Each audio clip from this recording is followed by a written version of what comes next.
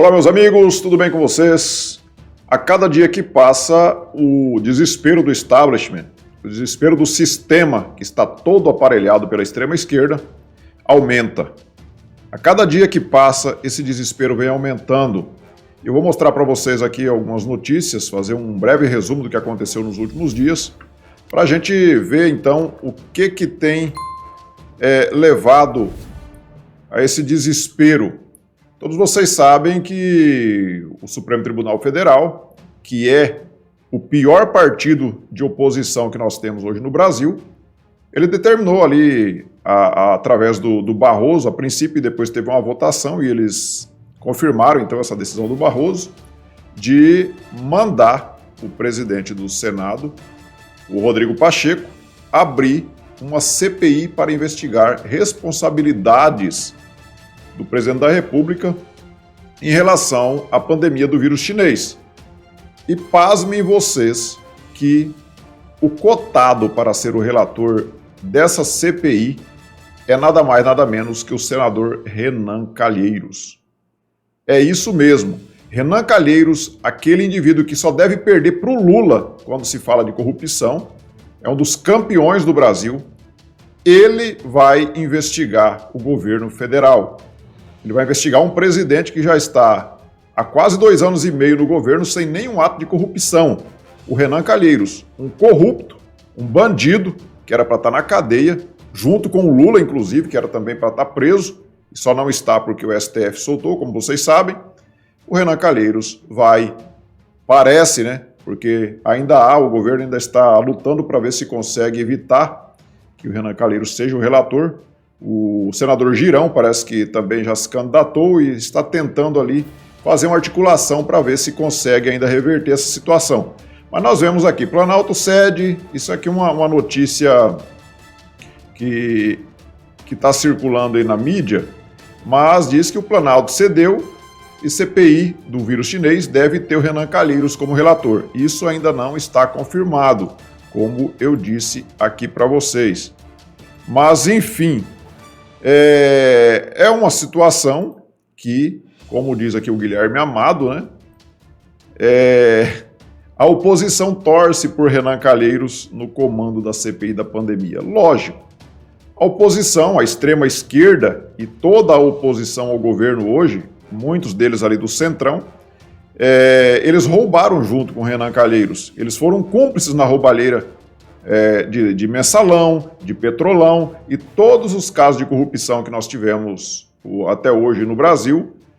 Esse pessoal aqui da oposição ao governo Jair Bolsonaro hoje roubaram juntos com o Renan Calheiros. Então não há nenhuma novidade nisso, de que eles estão torcendo para que um igual a eles seja sim o relator dessa CPI, que é uma farsa, na verdade, né? Na verdade, isso daí não passa de uma farsa e está ali apenas para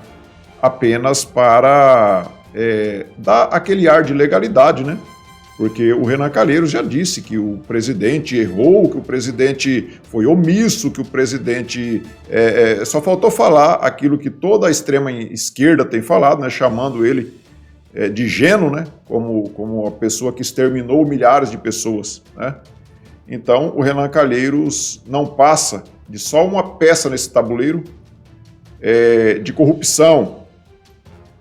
Então, lógico que o pessoal da extrema esquerda está, sim, querendo ver o Renan Calheiros, então, comandando. Vamos ver, então, o que diz aqui esse trecho dessa notícia. Os senadores que integram a recém-criada CPI da Covid definiram na sexta-feira, dia 16, que Renan Calheiros, do MDB de Alagoas, será o relator da comissão. A presidência ficará com Omar Aziz, do PSD do Amazonas. O grupo vai investigar a atuação do governo Jair Bolsonaro na pandemia, assim como o uso de verbas federais por estados e municípios. O governo, o pessoal da ala de apoio ao governo ali no Senado conseguiu inserir nessa CPI que seja também investigado governadores e prefeitos. Mas nós sabemos que o governador de Alagoas é nada mais, nada menos que filho do Renan Calheiros. É o Renan Filho. que é o governador de Alagoas. Um também que é suplente nessa CPI é o Jader Barbalho, pai do Helder Barbalho, governador do Pará. Vocês acham mesmo que essa CPI vai, na prática, investigar governadores? Vocês acham que se o Renan Calheiros for o presidente dessa CPI, o relator, aliás, e se o Jader Barbalho for confirmado ali como o suplente, né? Vocês acham mesmo que esses governadores serão investigados? Por outro lado, nós vemos aqui, ó, eu vou até enquadrar melhor aqui para vocês verem, essa notícia aqui da CNN, ó, CNN, para não dizer que é nenhum site bolsonarista, como costumam dizer, né? Nenhum blog bolsonarista. Vou pegar aqui notícia da CNN. Painel da vacina. Entre países do G20, Brasil é o 9º que mais aplicou doses. Isso, eles estão falando aqui em números proporcionais. Ó.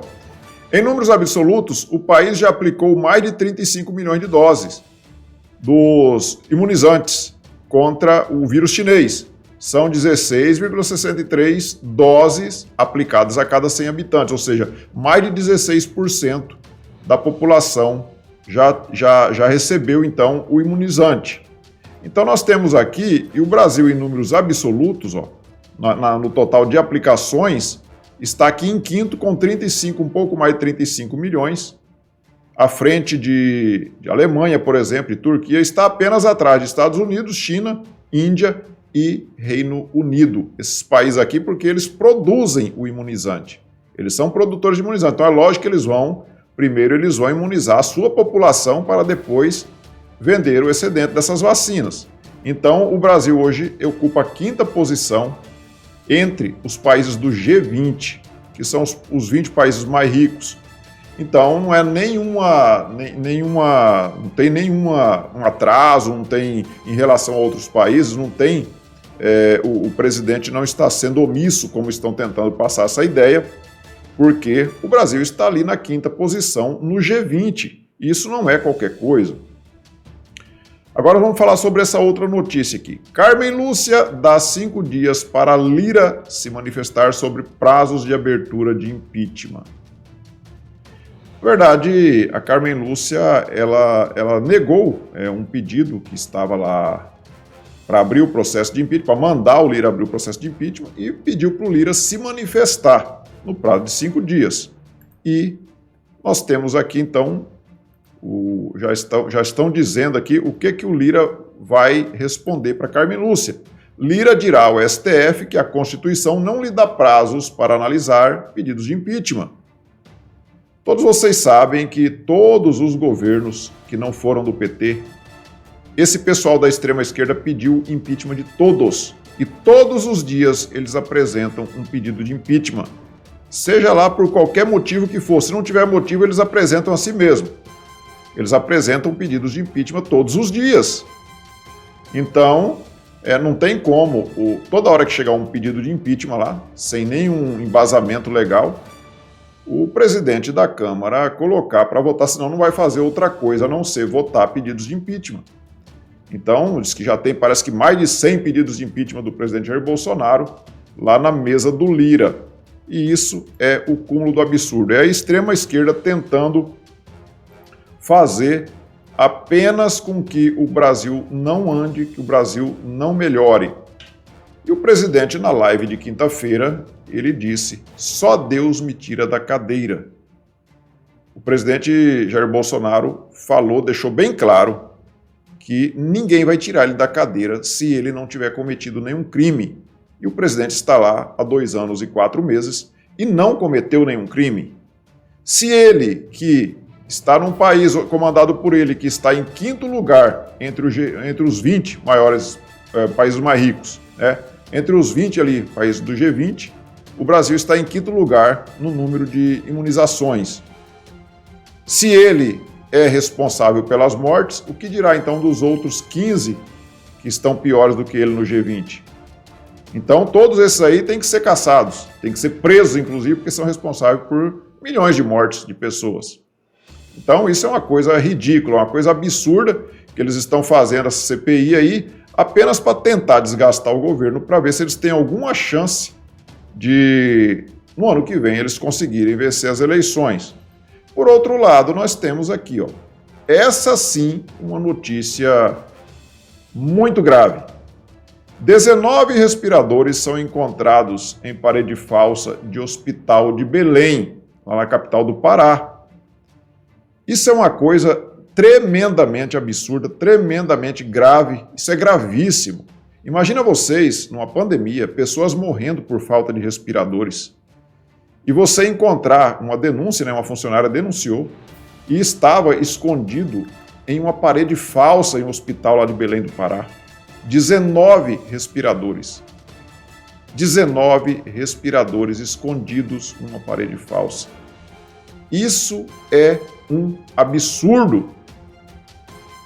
Como que pode pessoas se dizerem seres humanos, vendo pessoas morrendo por falta de um aparelho e está escondendo esses aparelhos? Qual que é o motivo disso? Esses sim podem ser enquadrados no crime de gênio, né, como vocês querem acusar o presidente da República. E o governador Helder Barbalho, o que será que ele vai explicar em relação a isso? Pode ser que ele não tenha nada a ver, pode ser que seja um funcionário lá do hospital que fez isso. Mas e aí? O que vai ser feito em relação a isso? Quais são as providências que serão tomadas em relação a isso? Isso é gravíssimo. É uma situação que não tem lógica para um ser humano aceitar um absurdo como esse. Enquanto isso, lá na Venezuela, o país onde o pessoal da extrema esquerda acha muito democrático, o país que o Lula falou que lá tem excesso de democracia. Na Venezuela, vacina só para os apoiadores do governo, do Maduro. O Maduro deixou bem claro, tipo assim, se você não me apoia, você não vai tomar vacina. É mole ou quer mais? Imagina se o presidente Jair Bolsonaro chegasse aqui e falasse, não, só vai tomar vacina quem me apoiar. É a mesma coisa. Isso seria uma democracia? Não, mas para o Ciro Gomes, para o Lula, para esse pessoal da extrema esquerda toda aí, a Venezuela é um exemplo de democracia. Então tá aqui, ó, Venezuela politiza a vacinação e imunização é só para apoiadores de Maduro, né? E eu não vou ler todo o texto aqui, mas o texto é da Bloomberg, né? Não é também nenhum blog bolsonarista que está dizendo isso. Então, está dizendo aqui que a Venezuela tem limitado o acesso a vacinas contra o vírus chinês a pessoas que têm o cartão de subsídios do Estado, o que exclui muitos opositores do governo da campanha de vacinação. É mole um negócio desse? Pode-se dizer que um cidadão desse é democrático? Não, mas o pessoal da extrema esquerda brasileira acha que o Maduro é democrático. O cara é um exemplo de democracia. Nós temos aqui, eu não vou ler também esse texto todo aqui, se vocês quiserem até pausar para ler, eu vou deixar o link depois também na descrição desse vídeo, se vocês quiserem olhar, mas eu vou ler só esse trecho que eu grifei aqui, ó, onde o Guaidó, ele diz, o Juan Guaidó, que é o opositor do Maduro, né? Ele diz, nem na ditadura mais cruel do mundo existe discriminação para ter acesso a uma vacina, disse o líder da oposição, Juan Guaidó, em conferência de imprensa em 9 de abril. E lá também na Venezuela, o governo não divulgou nenhum dado oficial sobre o número de pessoas que foram imunizadas. Então, esses países que o pessoal da extrema esquerda diz que são democráticos, esses países socialistas / comunistas, que para mim tudo é a mesma coisa, como a Coreia do Norte, por exemplo, a própria China, de onde veio o vírus chinês, né? Esses países eles não divulgam, eles não fazem uma divulgação correta dos dados. Então ninguém ouve falar que morreu gente, por exemplo, na Venezuela do vírus chinês. Cuba, alguém vê falar? Alguém ouve falar que Cuba está tendo pandemia? Então esses países, eles são muito democráticos e eles nem divulgam os dados, que é para dizer que está tudo a mil maravilha. E só em países onde são comandados pela direita é que está tendo o problema com a pandemia, como é o caso do Brasil, como era o caso dos Estados Unidos com o Trump. Só foi o Trump sair e entrar o Joe Biden, um esquerdista, e agora não se fala mais da pandemia. Não se fala mais que o governo está matando a população. Antes, era igual aqui no Brasil, o Trump era um gênio, né? Agora ninguém mais fala que o Joe Biden também continuou, então parou de morrer gente de repente, só foi o Trump sair, parou, acabou a pandemia lá. Para fechar esse vídeo, quero só mostrar para vocês aqui uma notícia, é uma notícia aqui de 2020, e o Lula diz que Guaidó deveria ser preso e que Maduro foi democrático. Então, para o Lula, o Maduro é muito democrático, assim como ele dizia também que o Hugo Chávez, na época do Hugo Chávez, a Venezuela tinha excesso de democracia.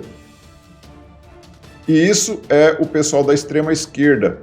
Esse indivíduo é o corrupto, o maior corrupto do Brasil, que o sistema quer fazer com que ele seja beatificado, que os seus pecados sejam todos esquecidos pela população e ele seja a salvação do Brasil que está sendo destruído pelo governo Bolsonaro.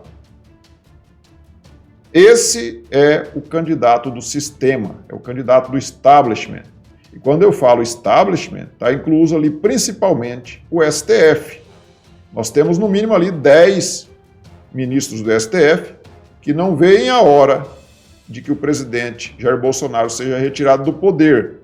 E eles só não retiraram ainda porque eles temem a população. Eles sabem que o presidente tem apoio popular e por isso mesmo eles ainda não fizeram a retirada dele do poder. Porque quem manda hoje no país é o STF e muitas das vezes, ou na maioria das vezes, até por decisões monocráticas, como foi o caso agora recente da Rosa Weber, que anulou aqueles decretos que o presidente tinha baixado os decretos lá para facilitar a aquisição de armas para aquele que quiser ter uma arma em casa para se defender. E a Rosa Weber, como ela tem uma ideologia desarmamentista, ela então resolve mandar, mesmo ela sem ter nenhum voto, ela nunca foi candidata, nunca foi eleita a nada. O presidente Jair Bolsonaro foi eleito com quase 58 milhões de votos e ele baixa um decreto, a Rosa Weber, que foi lá colocada por esse povo aí da extrema esquerda, ela vai e então derruba o decreto do presidente da República e a coisa fica clara que quem manda é o STF, quem manda é a Rosa Weber, quem manda é a Carmen Lúcia, quem manda é o Barroso, Gilmar Mendes, Alexandre de Moraes, Lewandowski. Então veja só que todos esses daí têm muito mais poder individualmente falando, decisão monocrática, do que o presidente Jair Bolsonaro, que foi eleito com quase 58 milhões de votos. E todas as decisões dele vão ali para o STF para eles que eles sejam derrubadas, as decisões. Hoje, os partidos de extrema esquerda, quando eles perdem no Congresso uma votação de uma matéria, PSOL, principalmente, o PCdoB, PT, eles recorrem ao STF, e o STF acaba numa canetada desfazendo aquilo que o Congresso, que é a casa que representa o povo, né, ali estão todos deputados e senadores eleitos pelo povo, assim como o presidente Jair Bolsonaro também foi eleito, e chega lá no STF, um desses ministros, ou até às vezes o colegiado, eles desfazem tudo aquilo que foi feito. Então eu não tenho nenhuma esperança de que o voto auditável seja aprovado ainda esse ano e que seja utilizado nas eleições do ano que vem. Porque mesmo que ele fosse aprovado, mesmo que fosse, porque eu não acredito que seja, porque o pessoal da extrema esquerda faz de tudo para não deixar as comissões andarem, para atrapalhar o país, para não deixar o país avançar. E depende, né, da pauta para que esse projeto seja votado nas comissões, inclusive na CCJ, onde está lá comandado pela deputada Bia Kicis, e a extrema-esquerda faz aquele chororô e fica ali a todo momento pedindo questão de ordem, de coisas irrelevantes, sem ter nenhuma lógica, só para xingar o presidente e desrespeitar o presidente. E ali eles não deixam que sejam votados projetos de interesse do país, né? E então eles atrapalham e não deixam. Então eu acredito que não vai ser votado ainda esse ano esse projeto do voto auditável. E mesmo que for, eu também não acredito que o STF não vá dizer, porque o STF, quando eles não querem eles não concordam com alguma coisa, com alguma lei que é aprovada no Congresso, eles apenas dizem que é inconstitucional e o que manda é a vontade deles. O que vale é a vontade dos ministros, dos supremos que estão lá vestindo aquela toga preta. Então eu realmente não tenho esperanças no voto auditável. Eu acho que nós vamos ter uma eleição em 2022 com as urnas eletrônicas, as arapucas eletrônicas, né? E nós temos, segundo o Barroso, é muito confiável as arapucas eletrônicas. Agora, por que eles não querem? Por que eles têm tanta resistência em não ter o voto auditável, onde daria muito mais transparência no sistema eleitoral? Qual seria, então, o motivo deles terem tanta resistência ao voto auditável? Por que não ter mais transparência? Por que será que os ministros do STF não querem transparência no sistema eleitoral? Então é lógico que nós temos que duvidar, sim, que essas urnas eletrônicas não sejam passíveis de fraude. Não tem como, né, a gente acreditar 100%, não tem. Eu acho que todo equipamento eletrônico é passível, sim, de fraude, e as urnas eletrônicas não são diferentes. Inclusive, já teve perícia, e já foi peritos que disseram que é possível, sim, fraudar. O presidente Jair Bolsonaro, inclusive, fez uma afirmação, inclusive gravíssima, dizendo que ele foi eleito em primeiro turno nas eleições de 2018 e que houve fraude nas eleições. E por isso ele teria ido para o segundo turno. E por que o STF não fez com que o presidente Jair Bolsonaro apresentasse as provas do que ele estava afirmando ali, sob pena de cassação, inclusive, do seu mandato? Porque eles sabem que o presidente pode sim provar que as eleições foram sim fraudadas em 2018 e que o presidente teria sido eleito em primeiro turno, e o que eu acredito em muito que isso pode sim ter acontecido. Aliás, essas fraudes já vêm desde 2014, né, quando nós tivemos aquela eleição ali que a Dilma Rousseff estava atrás no resultado das eleições, e aí teve uma paralisação na apuração, na divulgação dos resultados, pelo menos, e quando se voltou a divulgar os resultados, a Dilma estava à frente do então candidato à época, Aécio Neves, e acabou sendo reeleita. Então aquilo ficou no ar, aquele gostinho de fraude, que teve fraude sim naquelas eleições de 2014. Isso ficou muito evidente de que houve sim, e que se não tiver o voto auditável em 2022, eu acho muito difícil, infelizmente eu acho muito difícil o presidente Jair Bolsonaro conseguir a reeleição. Então, meus amigos, era isso. Eu viajei dias atrás, aí eu estive em São Paulo, fiquei uns dias lá em São Paulo, e lá eu conversei com várias pessoas e eu pude perceber, pelo menos, uma notícia boa, que o João Dória não se elege em São Paulo nem para prefeito mais. O João Dória acabou a sua trajetória política. Com essa gana, essa ânsia dele de se tornar presidente, passou os pés pelas mãos, como se dizem, né? Ele foi eleito ali às custas do nome do presidente Jair Bolsonaro, usando aquela camiseta Bolsodória, né? Todo mundo se lembra. Ele junto com a Joyce Hasselman ali, com aquelas camisetas escrito Bolsodória. E depois ele achou que ele poderia ser melhor do que o presidente, ter mais votos do que o presidente, ter uma popularidade maior do que a do presidente. E passou os pés pelas mãos e deu no que deu. O João Dória hoje não se elege nem para prefeito da cidade de São Paulo. Então, meus amigos, era isso. Eu espero ver vocês de novo no próximo vídeo. E quero dizer para vocês também que quando eu estava viajando, nós batemos o número de 10 mil inscritos e eu fiz até um videozinho improvisado lá para vocês e disse da minha felicidade de ter atingido o número de 10 mil inscritos. E estamos aí agora rumo aos 20 mil inscritos, tá bom? Eu conto com você ainda que não foi inscrito no canal, que você se inscreva E peço a vocês também que acionem aquele sininho das notificações para que vocês sejam notificados de todos os vídeos que eu postar aqui no canal. Tá bom, meus amigos? Então fiquem todos com Deus. Nos vemos então no próximo vídeo. Tchau!